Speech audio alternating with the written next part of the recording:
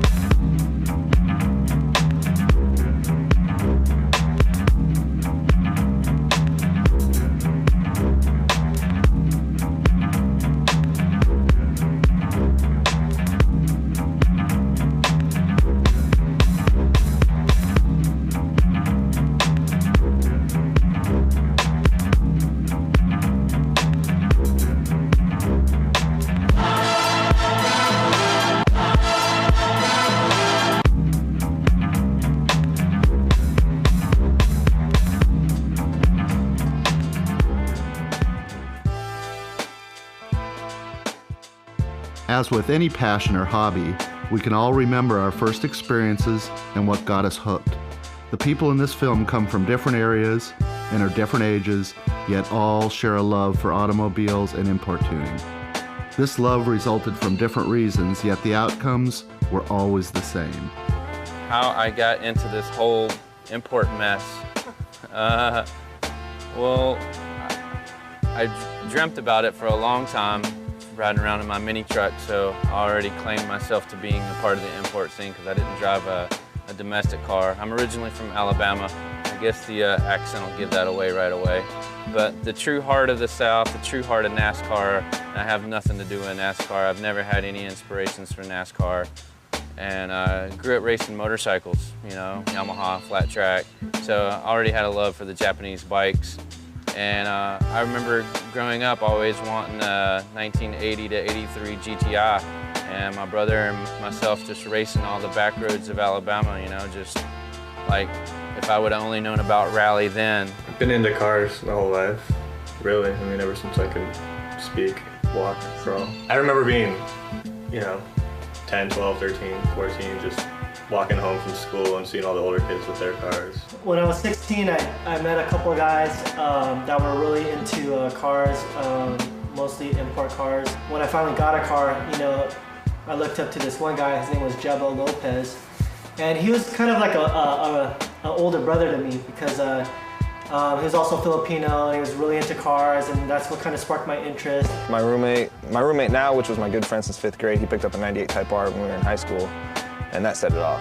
Yeah, there was like a group of us. First it was like me and my friend Dylan, Eric had a car. We all skated together basically, and then we all eventually got into cars. Before I even got my driver license, I was going with older friends to the street races. Actually, Catman and a couple other guys, we'd meet up with them and go to the street races, so I was hooked. We were at a family party, and we noticed one of our older cousins, he had a 95 Civic Coupe EX. It was white, it was lower, and had like freaking 95 GSRs on them. Yeah, he came up from the Bay, in the Bay Area, and then we started like learning all his tricks and stuff with the Hondas. I don't know, I was just looking for something different, you know, and then, you know, we all, like 3 of my buddies also got Hondas too. And I went to Tampa, which is what really got me into it.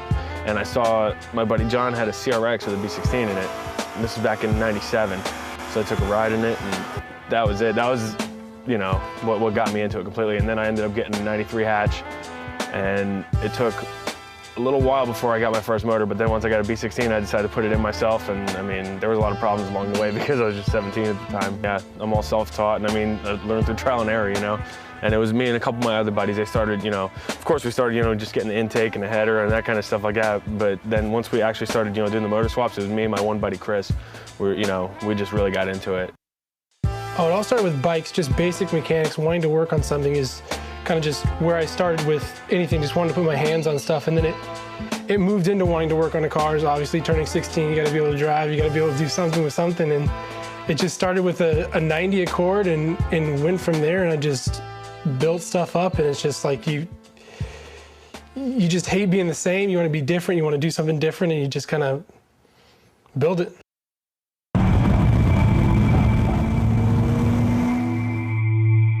The project car, the driving force behind everyone in this film. Although each project car is different, and every person's style is different, all tuners will agree that a project car becomes much more than just a car. You know, when you're into it, it consumes you, it's everything. It's all your money, it's all your time, you know, it turns out to be your girlfriend, it turns out to be like all of your friends that you surround yourself with. Everybody knows what you do and how much you do it, and it's the greatest thing when you can make it work right.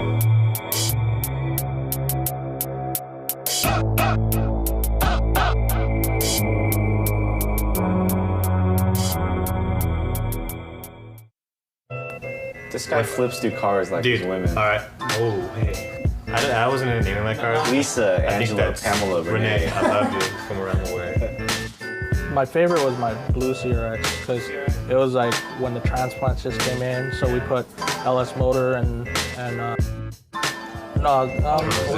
was LS with JG301 cams. Yeah, like and I remember like racing El Natural on the street. And that was fun. Those are the fun days. I had a white Del Sol, the flat black 4-door EF. I had a black DA. Yeah, I sold my hatch. Yeah, sold my hatch to my father. Turned it back to stock because he always wanted the car, good mileage or whatever. And then bought the first Type R I ever rode in, which is behind me. Bought that for my roommate. Pulled the turbo. It was a fully built Dart and solid deck sleeves, you know, turbo, all that crap. Sold it. Got a 11.6 to 1 bottom end setup in there. Got some plans. Keep it clean. To a black EK hatch. From there, I got out of it a little bit. Bought a BMW. Hated it. I didn't hate it. I just got bit. I got bit. You loved it. That was a different BMW. I had another BMW before that. Got bit by the bug again. Jumped in, got my second 4-door EF, the silver one. My first car that of one of my recent builds was a 1990 Honda Civic EF. It was a sedan. I kind of chose that car at that time because I was really actually, the whole story was I was really actually looking for an EG at the time. But at the time, they were going for about $5 grand, $6 grand for a stock one, a nice clean one. And I didn't really want to spend that much money on that because I'm, you know, just like anybody else, a budget, you know, racer, you know, budget builder and whatnot. And I used to have a 4-door in high school. And so my plans to get an EG back then, you know, because of the whole price thing, I said, you know what, why don't I just take it back with something that what I used to have. So I bought a 4-door Civic, 1990 Civic, and a lot of people at the time were really cautious as far as, you know, turboing it and whatnot. And those were my big plans, to show that you can turbo basically out of the junkyard, you know, an import yard motor, and just through fine tuning and whatnot, you wouldn't have any problems. That was kind of like my whole story to that. And I've always been into the whole Japanese look. The look in Japan is different than it is here in the US. In Japan they have a one-piece headlight. It's got a different hood, it's got a different fender, it's actually got a grille, just like an old school Accord. And I sourced it and decided to put that together, built that together. Got the fine tuning out as far as tuning the turbo. Also kind of put together a lot of stuff that I researched on, which is HKS B-Series manifold, which is a hardware piece to find these days because at that time HKS didn't come full force with their B-Series turbo kit. And I was able to source that. It was a fun project. I learned a lot from that. All of the people in this film can remember their first projects and can relate to the feeling of working countless hours, all to afford that one rare part that they just had to have, and finally achieving a personal goal or idea relating to their cars. As weird as it sounds, I tell you, and I don't know if anyone could relate to me that will watch this video, but my first car, like I said, was a 94 GSR.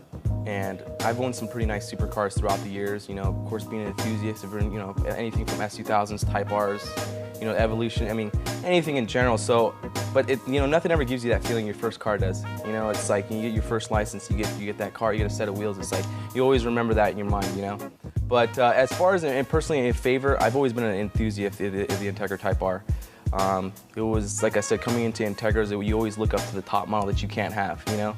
And that was the one. So, you know, now today I own 2 of them, but as crazy as it sounds. But yeah, definitely I'm an enthusiast of all cars. I've owned Del Sols, you know, every hatchback body style you can imagine, so. I got into high school and a couple of my friends started getting into the same stuff, and eventually I picked up my first car, a 94 Civic CX hatchback, pretty much the lowest model they made, and set out to do a bunch of stuff to it, and from there we got a lot further than I ever expected.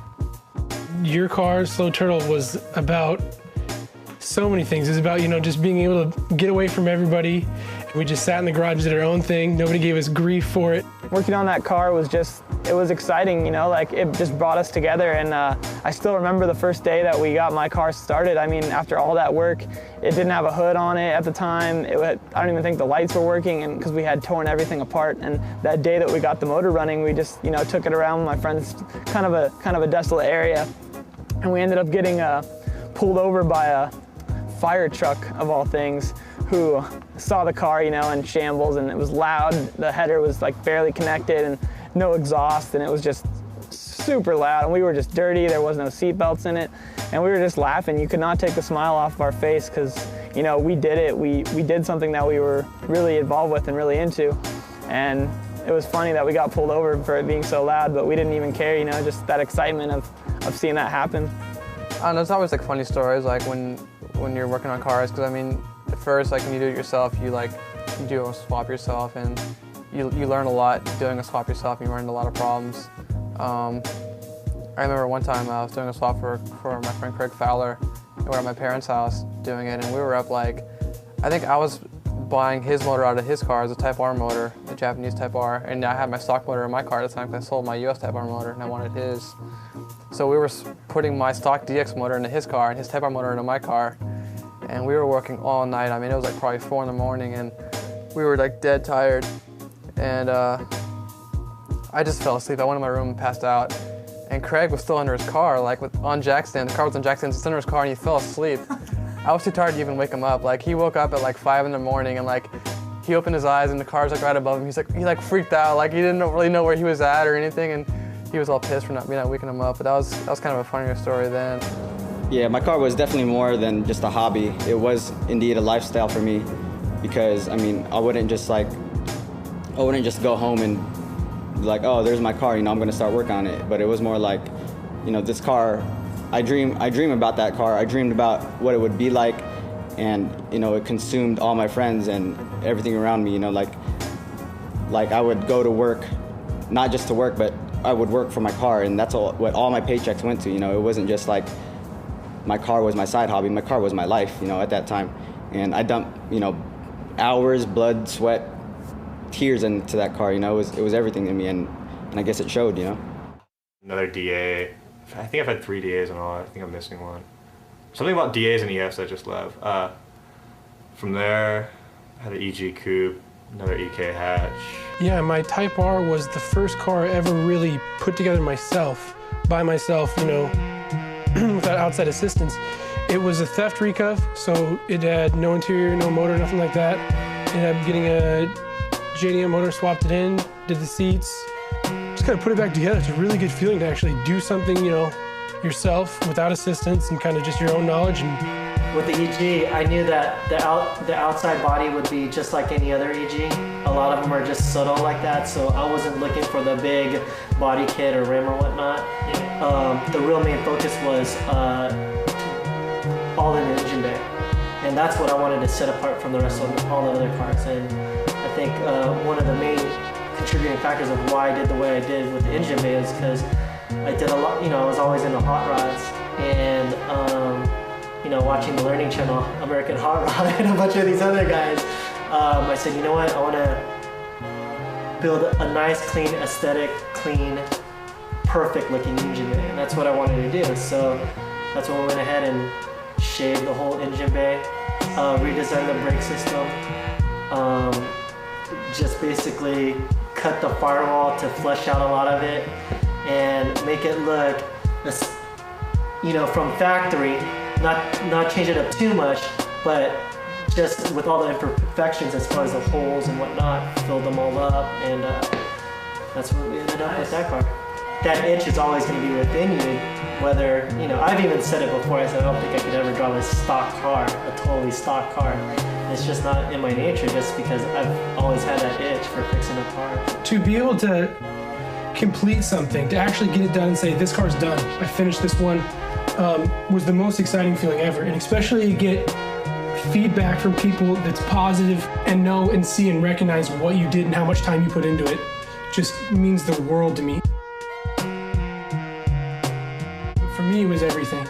And it was everything for the entire time I was working on the project, and it consumed me, and it was, you know, exactly what I wanted with a finished product. It was exactly what I wanted. And to see it go on paper and to be able to work with, you know, just everybody that I worked with was just a blessing. Everything fell into place, and it just came out as the most exciting thing I've ever done. They're never finished. The thing about cars is they're never finished. Even if someone says, well, my car's finally finished, bullshit. Dude, there's something you want to change. No, I think my coworker said this today too. He's like, every time you ask a person, you know, it's almost done. It's all. Almost the answer done. is anytime you ask, it's almost done. But you'll see stuff on the internet. Oh, I finished my project. I finished my car. Here it is. I'm like, bullshit. 2 weeks later, you want new wheels. 2 weeks later, there's something else out, something bigger, something better that you want to buy for your car. It's just. It's part of, it's just what's in you, you know, you keep building. It never ends. JDM thing? JDM. JDM. A la JDM. Oh, JDM. Oh, cool. JDM, 3 letters that have taken on quite a legacy among the import tuning community. Whether loved or hated, JDM must be recognized as a serious change in the way enthusiasts tuned and modified their cars. There is a difference now between JDM cars that were around back then and the JDM cars that are around now. I think the JDM thing is a scene.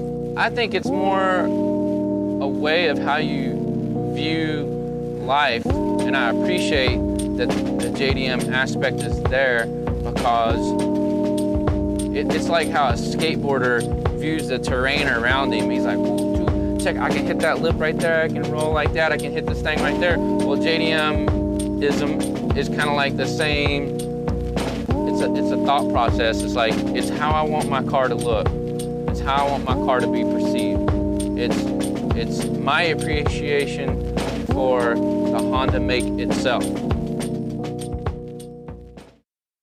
The term was coined sometime in the late 1990s and refers to the origins of a somewhat different style of import tuning. Although there is no single right definition, the term is often used to describe the style which was emerging primarily out of Southern California in the 1990s that emphasized clean, Japanese exterior parts with an overall emphasis on function and devoting more money into the motor and suspension.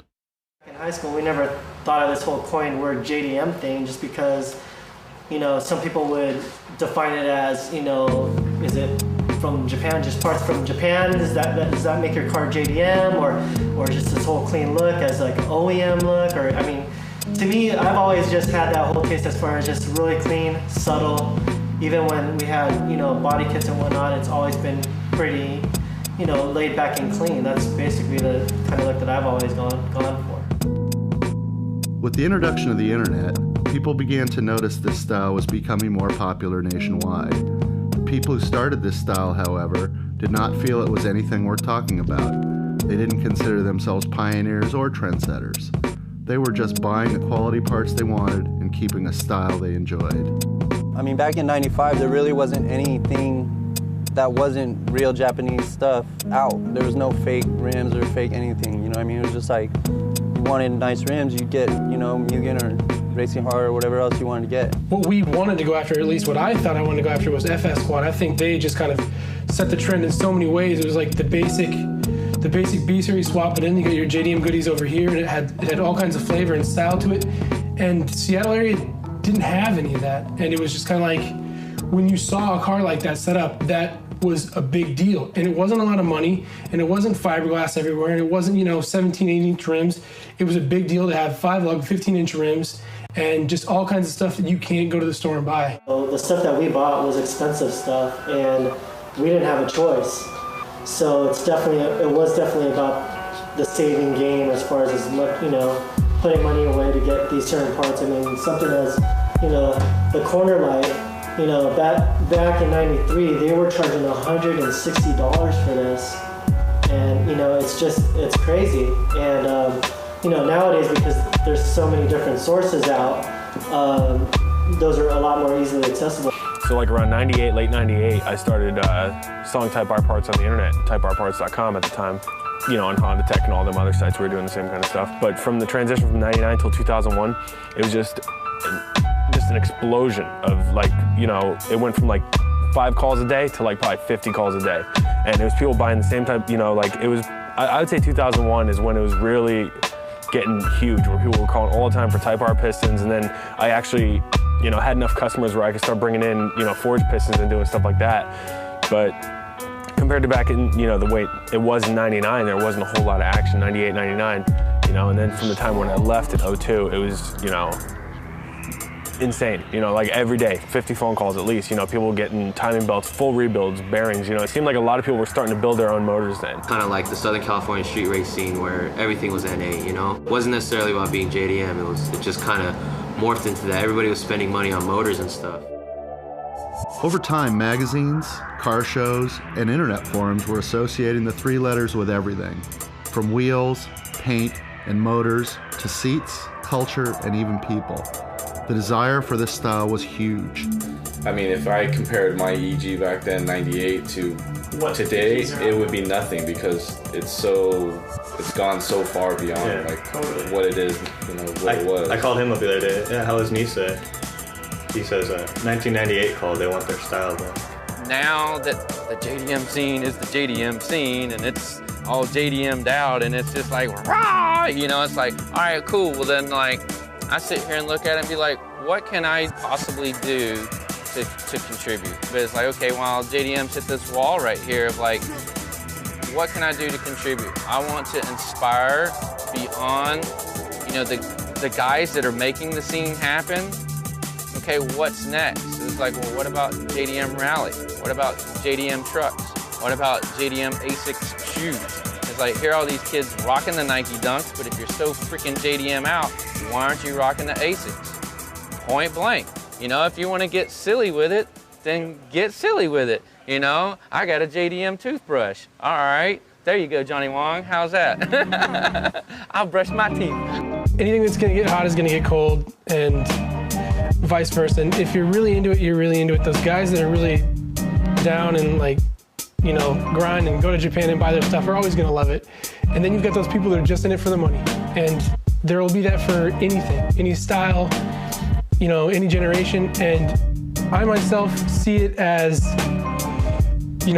personalization. Somebody wants something that other people can't have, and to a certain extent, and to extreme extents at some point, just wanting to get something that's so rare that nobody else can touch it. And it's different for everybody. Somebody's personality is going to want that really rare part just to throw in somebody's face. And somebody else is going to want it because they picture this part in their head in some junkyard all the way in Japan that they want to go and find themselves, and it's a treasure hunt.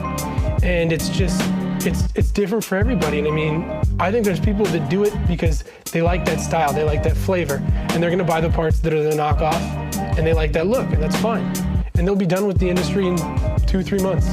They're gonna lose that flavor, they're gonna lose that passion. But there's somebody that's gonna, read a magazine 5 years from now with an 88 Civic and some old Mugens on it, and they're gonna love it to death. As of today, many people still appreciate the style and feel it's going strong, while others feel it's a quickly dying trend. No one can predict the future trends and styles of import tuning, but most will agree racing, function, and creativity will always be in the forefront for true enthusiasts. Racing is something people must experience to truly understand. There are countless forms and styles of racing. In the United States import scene, drag racing is the most prevalent. Like most forms of racing, import drag racing spawned on the street. Eventually, events like Test and Tune, as well as Battle of the Imports, became more and more popular, allowing tuners to test their cars in the quarter mile safely and build affordable, yet very powerful motors. JDM-styled cars, however, were tuned in a way that was traditional to circuit racing. Road racing, or circuit racing, has yet to become as big in the United States as it is in Japan. You know, Honda made this, you know, Mugen is their aftermarket parts guy, you know, there's all these other companies working with it. Well, I want the same things that, like, I see in the best motoring videos on the racetrack, because that's the thing about, I think JDM, the aspects of, hasn't quite come to the realization of, is racing is the ultimate inspiration. Racing never goes out of style. And function of racing is the fashion. Function is the fashion. So if you have a properly functioning car, it'll never go out of style. It will always be in fashion because everyone loves racing, hands down. That has what has inspired this scene from day one, is racing. It originated with this, you know, the Rice Boy stuff, this typical, you know, intake and exhaust and stuff like that. And then after going to all the street races and going through all the magazines, had a subscription to all the, you know, turbo magazines, Sport Compact Car, I mean, you name it. Going through there, and then just wanted to do, you know, whatever I could. And I always wanted to turbocharge it because of Arthur's G20. And, you know, from day one, I was like, yeah, I'm going to turbocharge it. I'm going to run 13s, you know, whatever. And started taking it to the track, and Mission Raceway was up here, and went there a couple times, and, you know, running 15s, bone stock. And, yeah, that car I had for, I would say 3 years, and turbocharged it within the first, I would say, 4 or 5 months. And it was a pretty basic setup, stock B18C, had a T04B turbo on it, custom turbo kit. And that made around 250 at the wheels until I picked up my first sponsor, Import Special Automotive in Tacoma. And Donnie there had a dyno and got into my first engine management system with that. And that was the PMS system. And tuned in another 50 horsepower, ran 13 O's on street tires. Yeah, and I remember going up to Mission, and back then there was, you know, 95% domestics, and there'd be 4 or 5 of us Honda guys hiding in the corner, you know, getting weird looks from all these, you know, domestic guys as we rolled in. And yeah, and started running 13s with that car and started turning some heads. That motor didn't last very long because obviously it blew up. One after that had it actually fully built, turbocharged, and then ran mid-12s with that one. And then people were starting catching up, running 12 or 13, low 13s. And then, yeah, I decided to switch gears, go all motor, and did a fully built 2 all motor setups and ran 12s with both of them. Many tuners are finally realizing the potential of their cars and the excitement that goes into a road racing event. The future of road racing, in conjunction with hybrids and other Hondas, looks very, very bright. Not that we've always understood the racing inspiration from Japan, because we've bought, borrowed, and stole every aspect of Japanese culture aside from the racing, because Japan is in the circuit racing. And here we are drag racing these cars, taking every road racing part and putting it on a drag race car? No. So that part of it has yet to come to us. I think it's slowly getting there, but for me, there's still hope. There's still, you know, forward motion. There's still, you know, room to grow.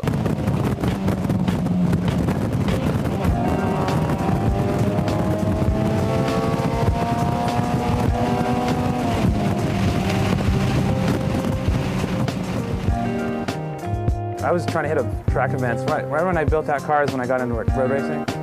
And actually Eric B. he lived up in San Francisco, and he's kind of like my mentor, I guess you could say. And he knew Tommy that was just here. Tommy was like, he's more of the road racer than Eric B. is, but I hooked up with them and went to a couple speed trials events back in like 99, around 99 or so. And I started that off. I've been going ever since. As far as the style, I mean, I see a lot of people that are putting like really like nice track parts on their car, but not really using them. And I see a lot of people who are putting parts on their car like sort of think, well, I'll take my car to the track and see how these parts work, you know what I mean? So actually starting to use the parts. I think more and more people are starting to like get into road racing and like using the parts for what they're for, you know? So hopefully like that'll continue, and I think K-swaps are gonna really like just pick up, and you know, just V-Series is gonna die out eventually. I heard of a track event going down at Pacific Raceways down in Kent, Washington, and the event was being held by A&J Racing up in Vancouver. You know, I've always looked up to them. I've always sourced them for some car parts, and I got in contact with them to see if I could hook up with them and join their event. So what they offered me was like a whole day of track racing, not drag racing, like track racing, going around the whole track, you know, turning, shucking and jiving, using your whole car for what it was built for like a whole day, you know. And it was like $200, which is cheap compared to seat time, compared to price, you know. And it was an experience, you know, like at every corner, I thought I was gonna die. Which I guess, you know, is what you're supposed to do when you're racing, you know. If you feel like you're in total control of a car, then you ain't driving it fast enough.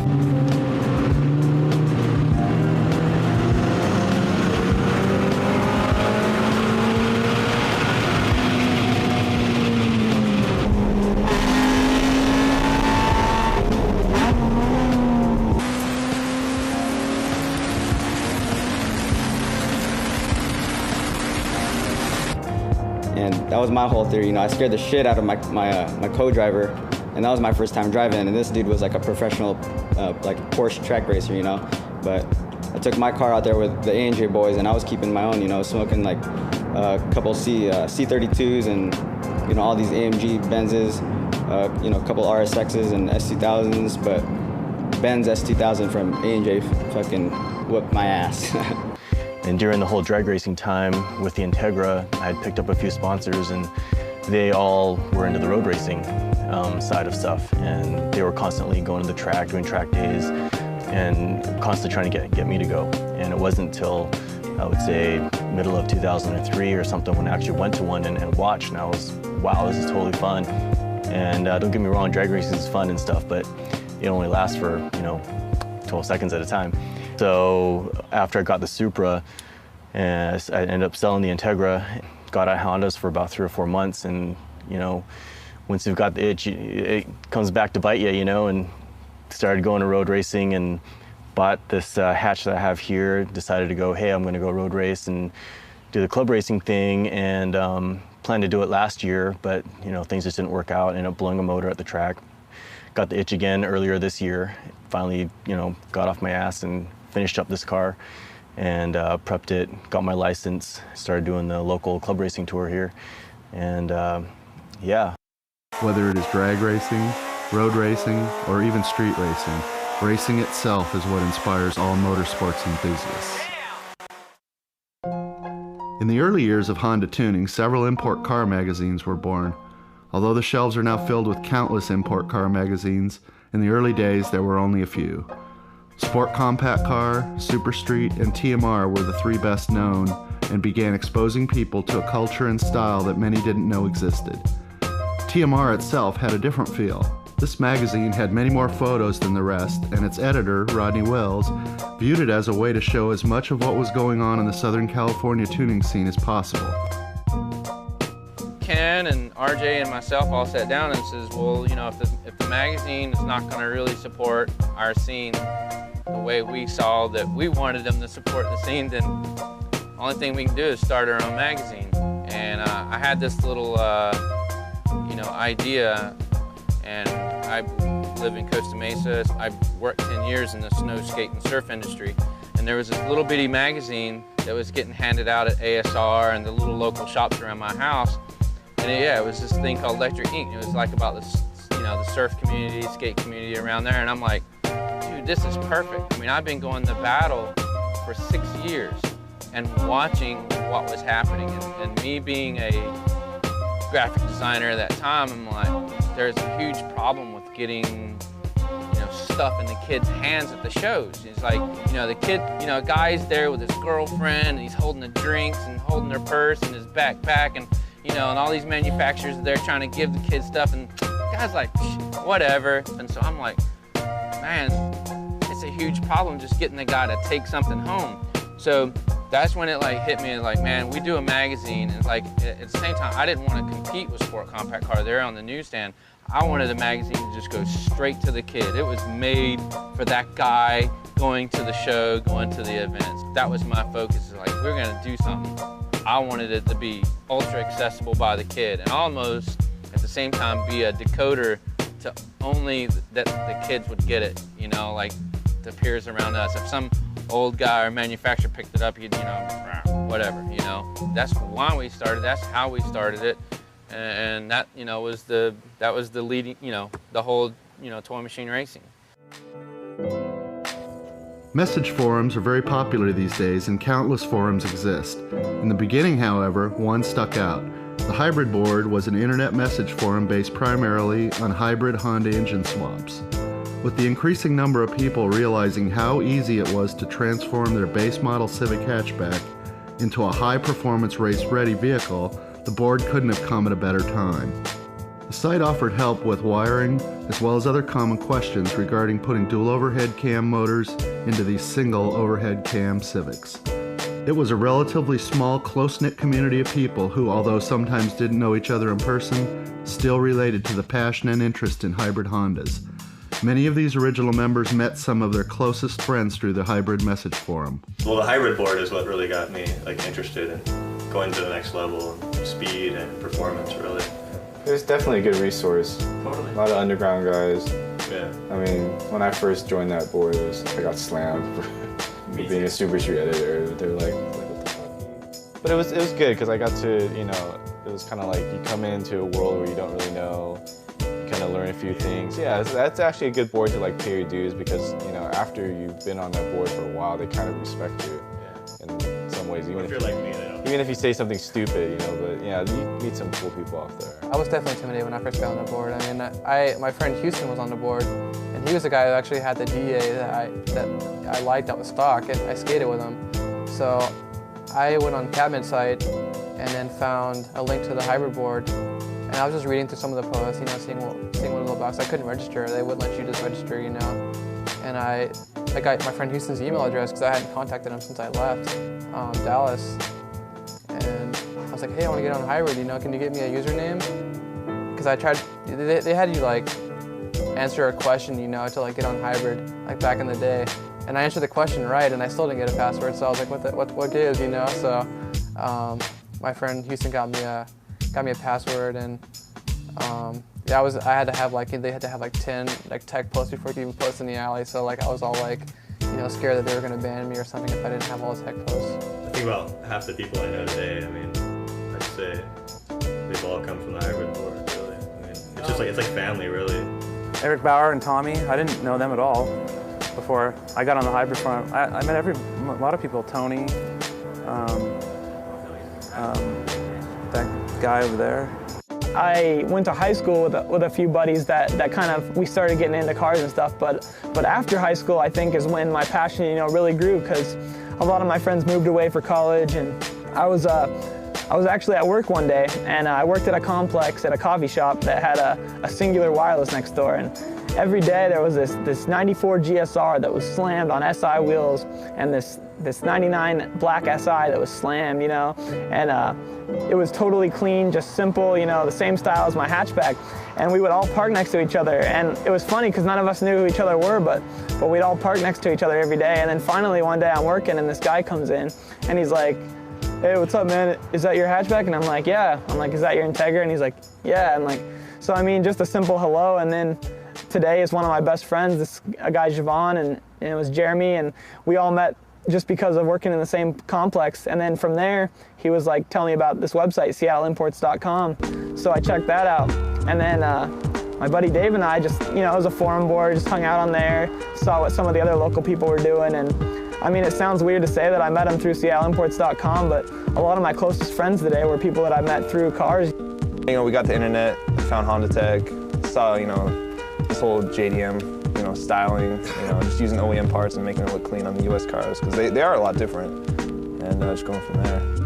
I think the internet has just influenced me myself a lot, and it just also just gives you this wide spread of being able to see what everybody else is doing, and I think it's a great opportunity to, you know, get out and meet different people, and then you kind of realize the industry is a lot bigger than your neighborhood, and you get to, you know, have friendly competitions with people and also see kind of what everybody's made of and what they're doing out there, and it's a good thing. Yeah, I think it's good to network. I think it's good to, you know, go out and meet people. You got to be careful sometimes with, you know, who you hang out with and who you build your cars with and who you race with and, you know, who you associate with. But eventually you can, you know, you can weed them out. You can fine tooth comb who you need to be around and who you don't. And at that point you can, you know, do good. Yeah, I mean, it just kind of brought, I guess, really the right people together. People who are really more into performance.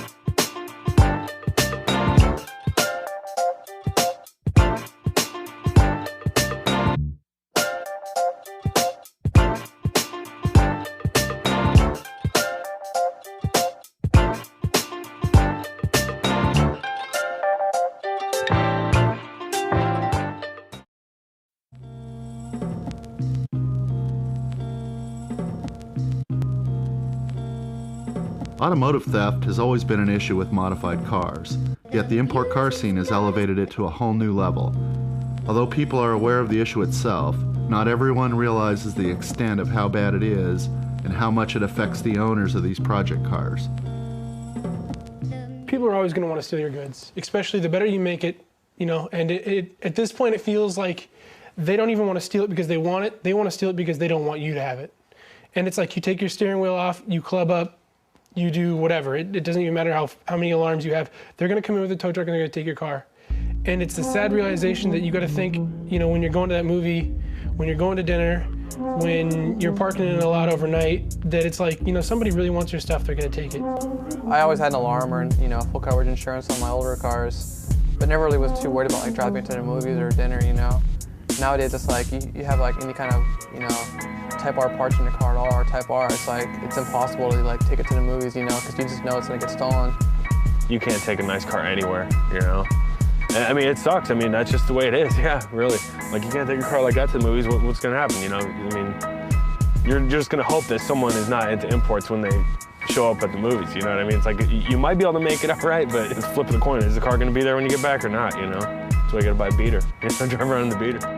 I could bring it to the movies, but will I enjoy the movie? I'll be like thinking about my car at the same time. And I was like, I just rather have it be safe at home and don't even have to worry about, like, sometimes insurance don't even cover all the parts that you put in there, so you gotta think of that in the long run, yeah. So in my next car, of course, an EK with 5-lug and B16 and all that good stuff. And I couldn't hold on to it because everywhere I'd park it, I'd just cross my fingers. I'd be having dinner with a friend for like 20 minutes, whatever. I'd have my fingers crossed, or I'd be looking outside.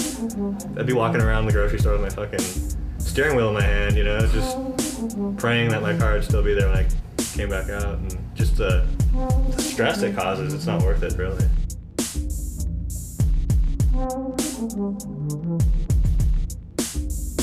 I think it's mandatory to have a garage, you know, for any like nice like fixed up car, you know, and it sucks because it's just like inevitable. I see on the board every single day like cars getting stolen left and right, especially Type Rs, and it's, I don't know, I wish it wasn't like that. I mean, I had my Civic stolen a few weeks back. And it destroys the industry to a certain extent because it raises prices and kills prices at the same time. It cost me so much money to, drive a Type R just to insure the thing, when it's like, I'm not gonna be racing, I'm not gonna get it stolen, but they don't know and they don't care. So it's gonna go up high because somebody else wants to take my car, and everybody else's car for that matter that's the same model. So it's just killer. It destroys the industry. Over the years, many cars featured in magazines and known across the country have been stolen, stripped, and destroyed.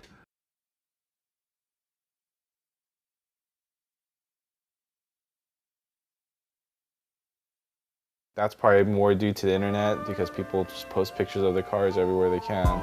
And you know what? If someone's gonna take it, they're gonna take it anyway, so. Yeah, my coupe was stolen in January, and I just immediately told myself, never again am I owning a Honda, because it's like, around here it's like gold.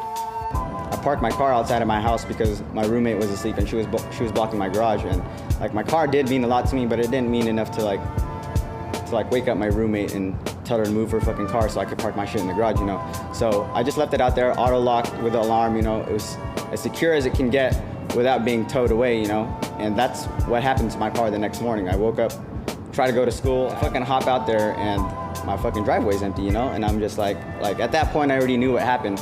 I knew what happened, I just started laughing, I knew this day would come. It did hurt me, a little bit, but I mean, the car is just a car, the car was my life, but the car didn't make who I was, I made that car. That car wouldn't be shit without me, So when we recovered it, a bunch of people were suspicious, saying that I insurance frauded my car. So to prove these motherfuckers wrong, we found my wheels on eBay, the Volks EE28Ns, and for those who don't know, those are pretty rare wheels, and the offset and the bolt pattern and rim size that were on my car. So there was only probably four sets made that I know of. So we found the set on eBay with my exact tires and, coincidentally, the dude's from Washington. So I'm like, those are my motherfucking wheels, So we hit up this dude and pretend like we're an interested buyer. Eventually we won the auction on eBay and we met up with this dude, Sanpan. We met up with him at McDonald's, 30 of my buddies hiding in McDonald's while my buddy Javon was outside pretending like he was an interested buyer.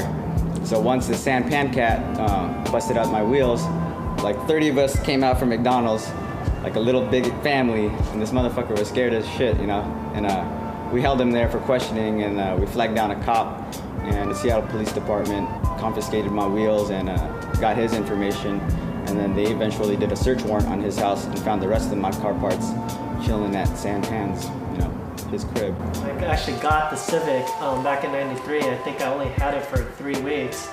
There wasn't even any radio in it or whatnot. It was pretty much a stripped down model because I was gonna fix it all up anyway. But it was crazy. Yeah, I was actually carjacked at gunpoint by 3 guys. Wow. And luckily, they just took the car, and that same night they recovered it, and it was actually on the news. It's crazy, it's crazy, but yeah, they build these cars, anything's a risk though, and you just gotta take precautions. People are going to whole new lengths to protect their hard work and the parts they purchased with hard-earned money. This is by far the best thing you can do to protect your car from thieves. I don't know how to cock it or shoot it. Yeah, that's loaded. Oh, okay, yeah, here. It's loaded. Hey, why don't you hand me back to Jeff? Who, Jeff? He's a marksman. While no one film can cover the entire history of this phenomenon or tell everyone's personal stories, there are definitely many stories to be told. There is a deep history of people who did not modify their cars to fit in with trends or hype. They did, however, modify their cars because it was their true passion.